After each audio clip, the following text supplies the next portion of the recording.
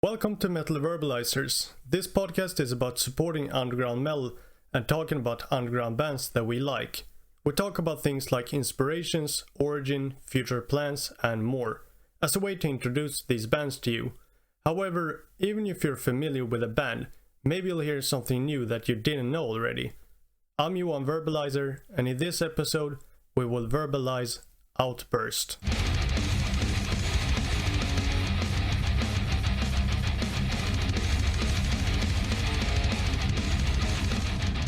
Alright, so let's start by having you introduce yourselves. Name and what you do for the band. Yes, hi. We're Outburst. We're a speed thrash metal band from northern Germany. And I'm Philip. I'm the vocalist of the band. Yeah, I'm Thierry. I'm the drummer of the band. And Hello. 2020, I guess, yes. And I'm Phil, I'm the bass guy. Right, so when did you start playing and singing, and what encouraged you to start?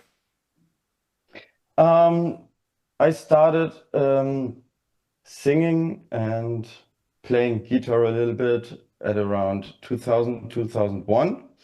And I was mainly influenced by Sodom, Destruction, Creator, so the Teutonic thrash scene back from the 80s. And yes, Tom Angel Ripper, that kind of style, singing, and that was my main influence.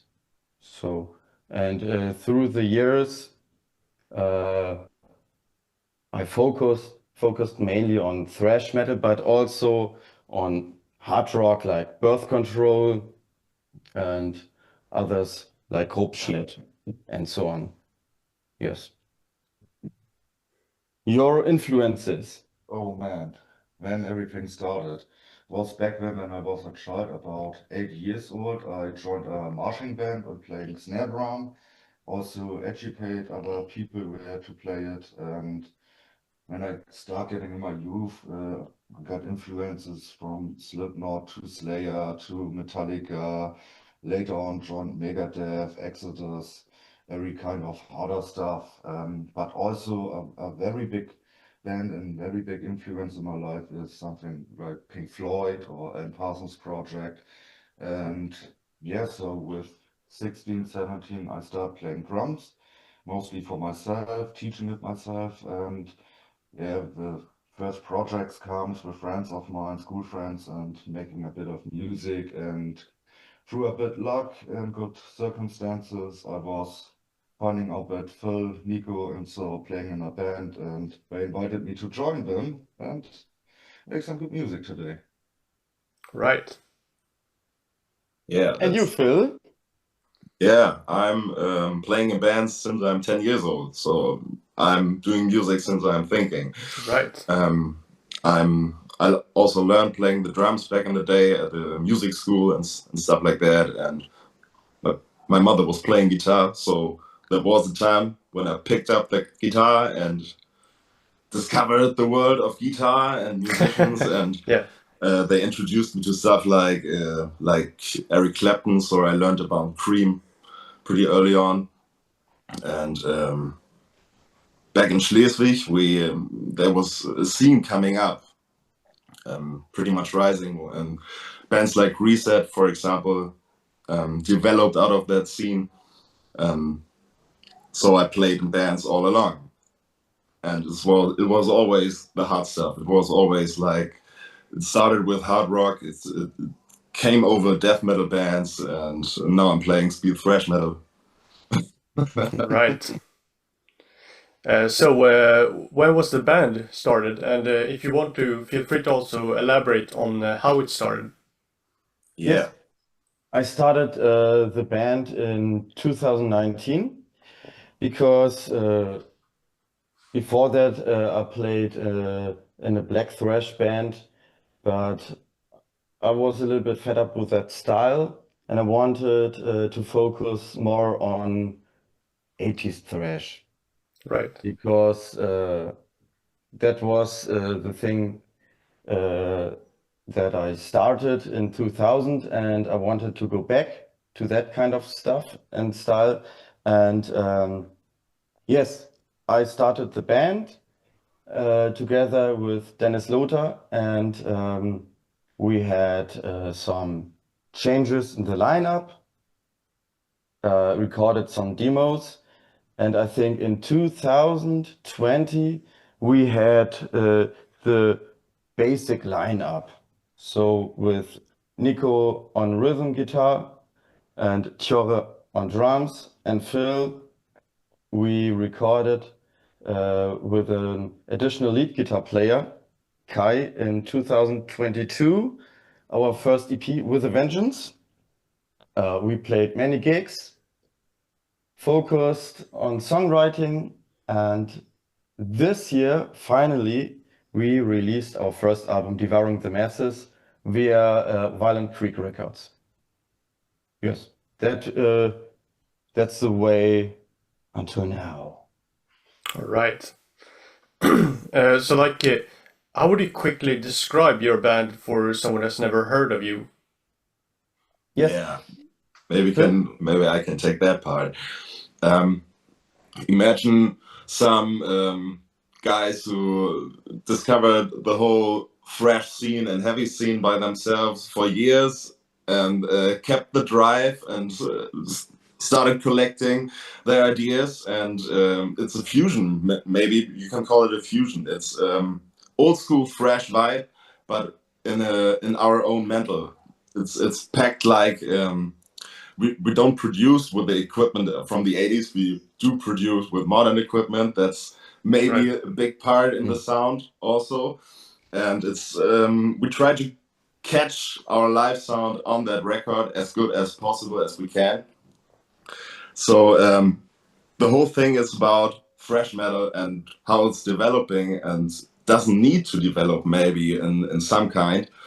It's because it's always about kicking ass. And that's Yes. still Yeah. going today, maybe more than the last 20 years. Fast, wild, Outburst, bam. It may be a bit different. And as long as the world delivers enough hatred and wars and stuff like that, we will never get lesser evil parts in our songs, and we will always have something to write about and to be angry about. I see. I think when you like early Megadeth, early Slayer, Exodus, then you will love Outburst. Right. Yeah, I can definitely see that because it's like, speak of like the kind of old school influences. It's something that I kind of noticed when I listen to your music, that it sounds very like new wave, but it also kind of has that old school feeling about it, which Yes. I think creates a very cool sound. Thank you. Thanks. So that's something I really thought about when I heard your music. Yeah, that's pretty much where it kept going. Right. But like, speak of inspirations and such, what would you say is like the main inspiration for the music of Outburst? It doesn't necessarily have to be like other bands or even necessarily music related, but what would you say is like the main things that inspires Outburst as a band? I would say, first of all, it's friendship. Songwriting is for us meeting friends, going together, developing ideas. Having fun, man. It's all having about fun. having fun. Right. A lot of fun. And yes, it has to, in the Outburst sound, I need the attack, you know? Right. Listening to our music, raging wild, outburst-like, and when I personally feel this in our music, I know the song will be good. That's maybe the whole thing about it, huh? So to come out of yourself, to go nuts, to go red shit, to explode in some way, and that's a place where we can do that. And Right. And that's what we feel on stage, going wild, going nuts, raging on the stage and in front of the stage, having good time, and we're glad that some people like it too. Right. That's our aim, having fun. Yeah, and I guess, like Philip said, for us it's also that we can go and when we think about our lives that we have, everyone has his history, and you can take all this energy and maybe trauma or anger or something else, and you can put it in something and make something very great out of it. It's a very great feeling, and it helps a lot, Yeah. like a natural antidepressant, and just makes fun. For sure. But also, we talked about it a little bit, but I would also like to discuss lyric themes and the lyrics a little bit. You mentioned it before, things like hate and hatred, but would you like to elaborate on that? Yes, I would say the album is about the society, the problems of the society, and our look, our side on the things that happens all around us currently, all the wars, conflicts, and our position in all of that, and to have normal life, trying to have a normal life, and you can see it on the cover of the record, and the guy looking at the hatred, the green ghosts, and the green ghosts, and the people going wild and stabbing each other, and Yeah. yes. Yeah, and I think when you know a little bit about thrash metal, you can read the names of our songs and you get a feeling what the party is going to. All right, yeah. Yeah, because that's something I was gonna ask you as well about, like the artwork, and to kind of like discuss that a little bit. But yeah, there you go. Devouring the masses. Yes.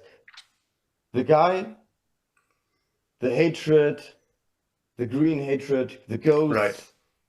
and all the people, you see there, you see it there, stabbing, hatred, and all the outburst.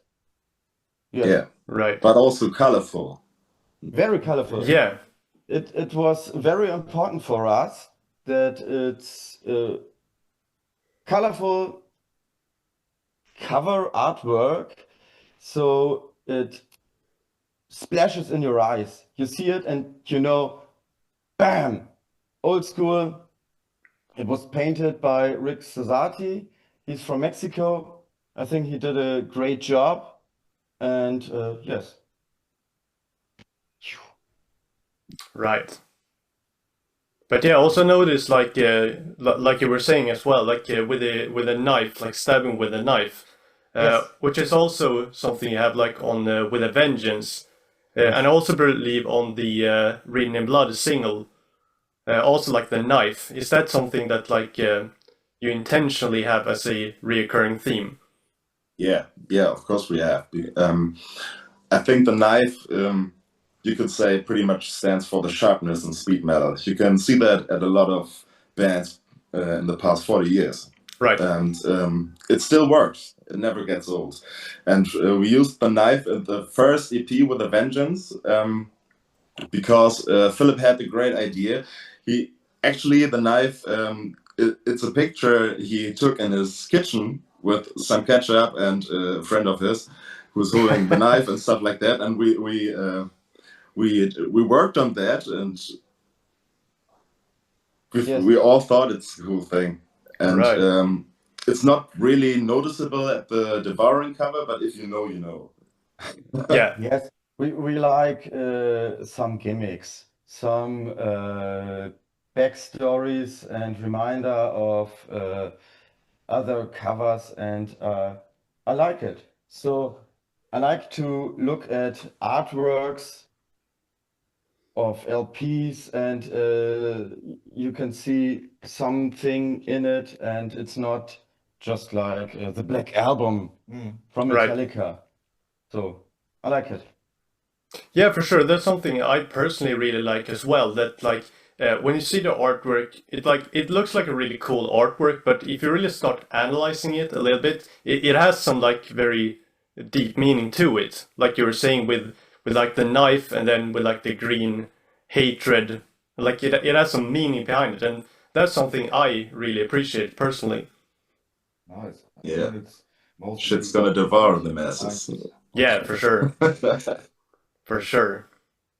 But yeah, I would also like to talk a little bit about like future plans. Do you guys have any future plans? If it's upcoming music, upcoming shows, whatever it might be. Yes. In September, we will play the Stromgitarreneinsatz Festival in Lübeck. We also play in September at Nietenschrotters Festival in Burglund in northern Germany. We're currently planning a tour, but it's still a secret. Right. Yes.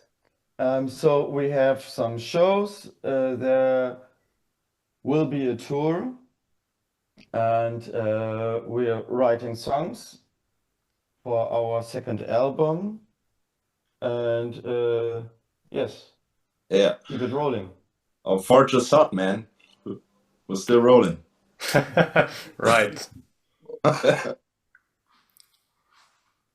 But yeah, is there anything else that you want to say before we end?